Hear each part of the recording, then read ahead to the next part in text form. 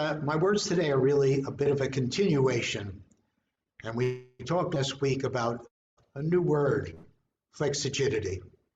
So when I think about it, it stimulates my mind to my life in Mexico and changing traditions. Certainly, our eating traditions have changed. And although there are local restaurants serving traditional American Thanksgiving, there's always a touch of Mexico in the meal.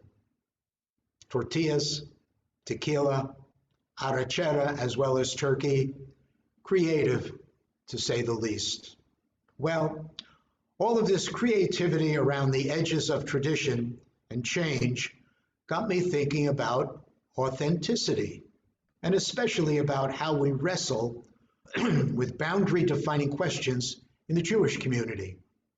What makes something Jewish?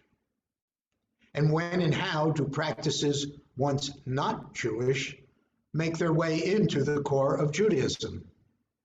On one hand, Jewish tradition seems to offer a rather stark admonition against incorporation of external influences into Jewish practice. God has commanded us, "You shall not copy the practices of the land of Egypt where you dwelt, or of the land of Canaan to which I'm taking you, nor shall you follow their laws. My rules alone shall you observe, and faithfully follow my laws. I, the Lord, am your God. You shall not add anything to what I command you, or take anything away from it, but keep the commandments of the Lord your God that I enjoin upon you."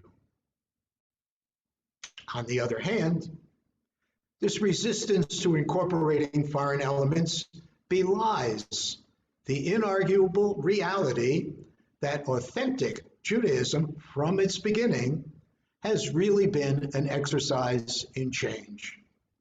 What could be more authentically, recognizably Jewish than the breaking of a glass at a Jewish wedding?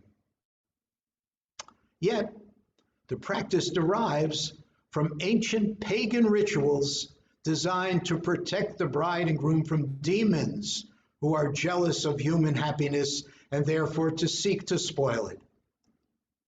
So despite vigorous efforts by the rabbis of years ago to uproot this practice from the Jewish wedding, they failed to do so. And as an alternative, a different strategy of incorporation, reinterpretation as a commemoration of the destruction of the temple and embraced as authentically Jewish.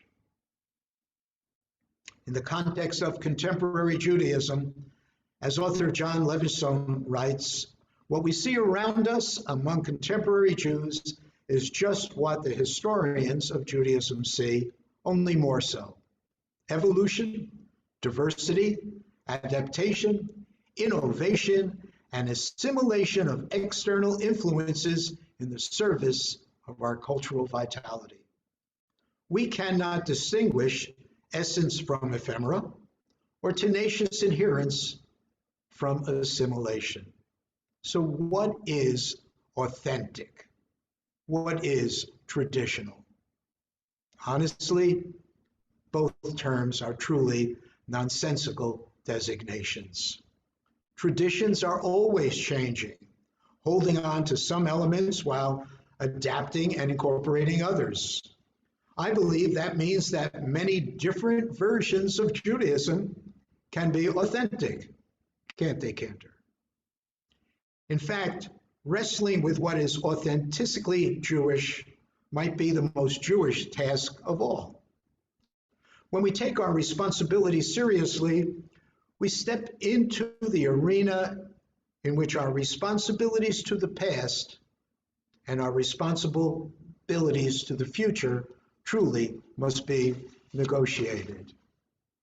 Parts of Torah suggest a deep concern with the survival of Jewish tradition, a fear of change and dissolution, a desire to preserve and maintain our culture intact despite the pressures and pulls of history. This particular perspective, perhaps we can call it preservationist impulse, represents only one pole in a dynamic tension of Judaism. There's an entire infrastructure within tradition that supports this preservationist impulse. The halakhic process itself is intensely conservative. Pulling us in the opposite direction from conservative preservationist impulse is a tradition that is deeply rooted in progress. Perhaps we can call it adaptive impulse. That seeks to make Judaism ever more relevant to the circumstances of the Jewish people and in the world that we inhabit. This is the impulse that compels some of us to yearn for the rebuilding of the temple and others of us to declare resoundingly our commitment to the inclusivity of women and those Jews too often on the margins of the Jewish community. It is in the dynamic tension between these two impulses that the Jewish people survive and thrive. If we were focused only on preserving our tradition, we would soon become a people trapped in time. And if we looked only forward, we would certainly rapidly become untethered from the traditions that truly give us unity and meaning. I don't believe any of us believe that the written Torah was the be-all and end-all of Jewish life. None of us would abdicate the right and responsibility to evolve. We are all responsible for the reimagining, recreation, reinterpretation of Torah.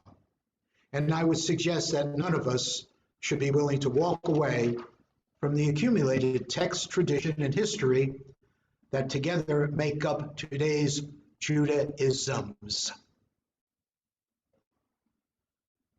Perhaps your personal Judaism. Some of us find ourselves drawn more to the preservationist impulse and seek to be of good use by maintaining our traditions and infusing them with power and resilience. And some of us hear the adaptive call, as the cantor does, more clearly, and sees ways to reimagine our role in history and the world. We all stood together at Sinai. It is only through the weaving together of our different perspectives and understandings that the fabric of Jewish civilization remains vibrant and relevant. We must work to move past the differences among us and instead find strength in them. Shana Tova. Thank you.